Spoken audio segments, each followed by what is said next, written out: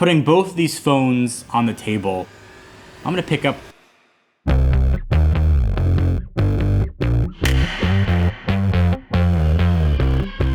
the lineage of OnePlus and the iPhone couldn't have started farther apart.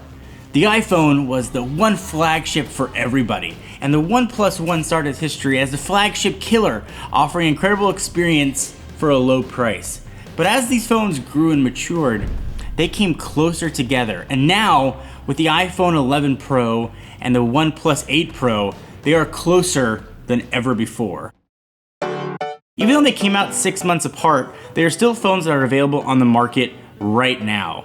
Whenever I start these verses, I always like to start with the aesthetics of the phone, the look and feel of both of them. And the iPhone 11 Pro is an evolutionary design, a design that works. It's a combination of metal and glass, giving a really premium feel. Both of these feel amazing. Obviously, they are different sizes. You can get the 11 Pro in the max version if you choose. But both of these, at least in the hand, feel like $1,000 phones. So hardware is just a small part. To me, what matters most with phones, really above all else almost, is screens. That's what you are looking at. It's your portal to everything that phone can do. And the history of OnePlus screens has kind of been mixed. They've kept price down, at least in the past, with lower resolution screens that have been 1080, but really nice looking panels. And Apple has sort of been doing something consistent with their displays. They're not pushing the bounds of refresh rate, but they've perfected the Retina display. And the iPhone 11 Pro is the evolution of that. It's a 5.8 inch 60 Hz OLED panel, and you've seen it before. Color representation is great. Colors are bright and vibrant. 1300 nit display, it gets plenty bright when you're outdoors. It is a really good display. And beyond that, it's a consistent display. It looks good in almost every scenario that you throw at it. OnePlus has taken a new approach. They've been upping their refresh rates. We saw 90 Hz with last gen, and now we've got 120 Hz on the OnePlus 8 Pro. It's a 6.78 fluid AMOLED display with 120 Hz refresh rate. And I've maybe been harsh on OnePlus screens in the past, but I'm gonna go out on a limb and say this is amongst the best screens I have ever seen on a phone. And that's including the latest flagships from Samsung. If you want perhaps the best looking display, you no longer have to look past OnePlus. 120 Hz is absolutely amazing. Things look buttery smooth, but you know that. All the way up to QHD+, you can take advantage of that 120 Hz refresh, really kind of one-upping Samsung at the high refresh game. If there is a knock on the OnePlus 8 Pro's display, it has nothing to do with resolution, it's design. So it's got a waterfall display, meaning it kind of curves over the side. And aesthetically, it looks beautiful. But I have had a lot of accidental touches when I'm holding the phone in my hands. Sometimes my palm will accidentally touch things on the side. It's hard to sometimes get your finger all the way over to the side to do swipes, it doesn't always register. I love the waterfall for looks, but from a practical standpoint, I have had some issues with it. The first thing I remember when I turned on the OnePlus 8 Pro, which I've had the privilege of playing with now for the past 2 weeks, was that is a really good screen. And now 2 weeks later, I still think, wow, that screen looks absolutely beautiful. In an area where Apple used to really excel, the lower refresh of the 11 Pro I think is a sign where the screens on those devices are starting to show their age. So if you look back at the recent OnePlus phones, they've been amazing devices. They've been a little bit deficient to the competition when it comes to camera.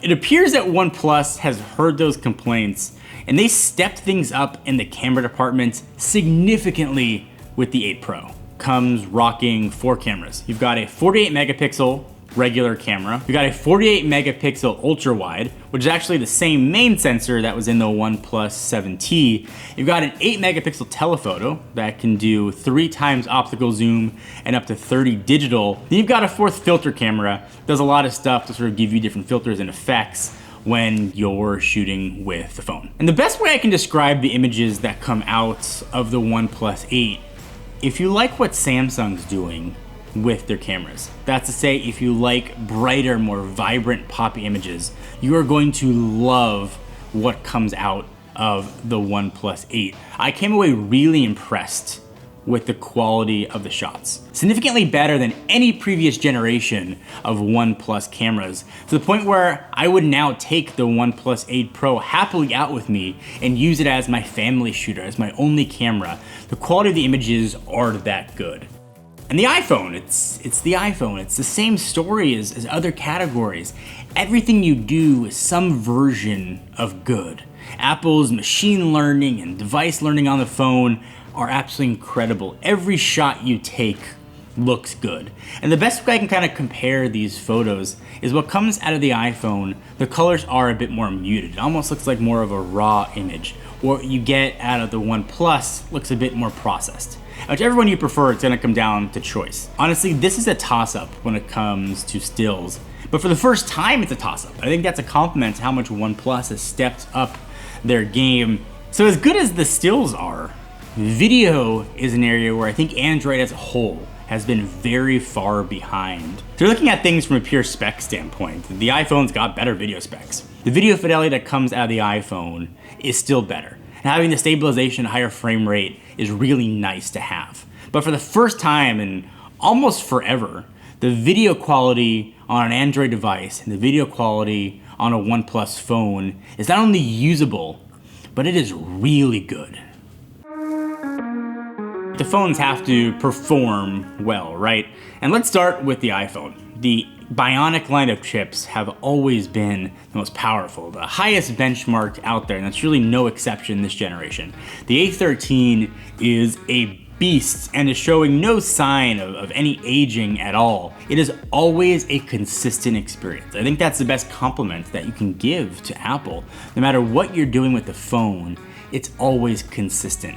And despite being just barely bigger than 3,000 milliamp hours, the battery on the iPhone has been absolutely amazing. This is easily a one-day phone. Things like wireless charging are here as well, and there's plenty more intangibles which I'll get to when it comes to the iPhone. When it comes to performance, it's what you'd expect. It's what Apple's given you year over year. A powerhouse phone that's going to be good and fast and give you pretty much all-day battery life, no matter what you're doing with it. OnePlus's approach to performance is a little bit different.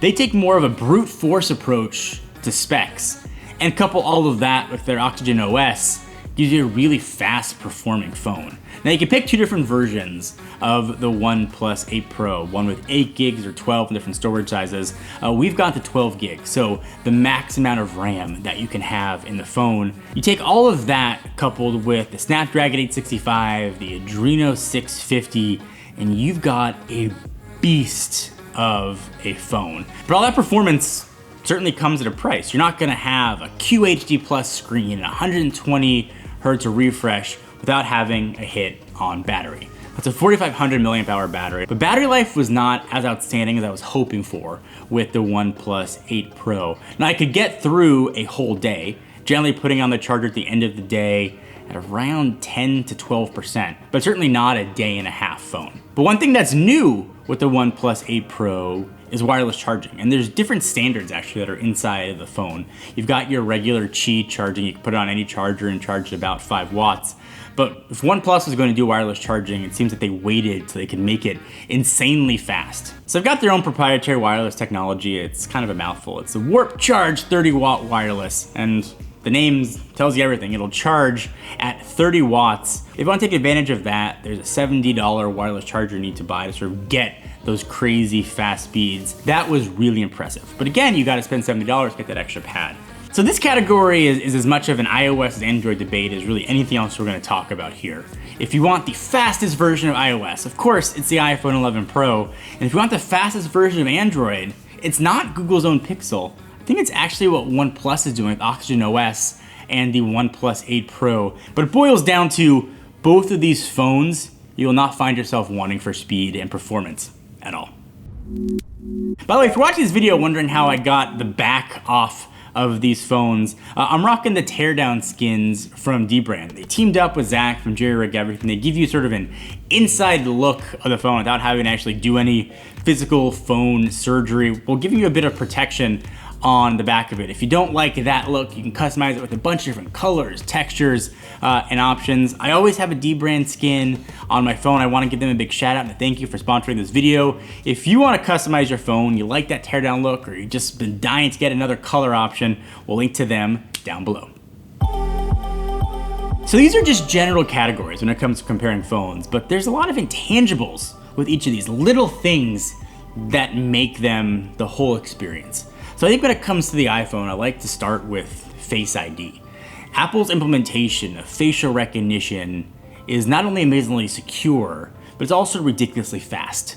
I love how it's ingrained into the operating system and worked for third-party authentication. That is something that I don't take for granted when I use an iPhone. And other iPhone intangibles, the iOS stuff, the bread and butter, things like iMessage, continuity, how well things are gonna work with your Mac computer, how well they're going to work with your iPad, FaceTime, all those little things that make iOS so good and so compelling. It's an ecosystem play when it comes to the iPhone, and that is not to be undersold. So on the other side, there's facial unlocking that's built into the OnePlus 8 Pro. It's all being done through that really tiny hole punch sensor, but it's not nearly as secure as what you get with Face ID. So OnePlus is really more opting for an in-screen fingerprint reader. This is probably the fastest in-screen fingerprint authentication that I have ever used. So I would have preferred a more secure facial unlocking. This is a really close second when it comes to the fingerprint authentication here. I've been very impressed with it. But of course, this is an ecosystem play too, right? It's Android. There's a lot to be offered here from the combination of Google and OnePlus and Oxygen OS. There's a lot of things to like about what's here. Perhaps one of the biggest selling points of the OnePlus 8 Pro is 5G. Now, who knows what Apple's going to do when the iPhone 12 launches? Presumably that will have 5G support. But right now, until that phone launches, if you're comparing these two and you want a device that's going to work with 5G on pretty much every carrier, especially when it comes to sub-6, the OnePlus 8 Pro is the only way to go.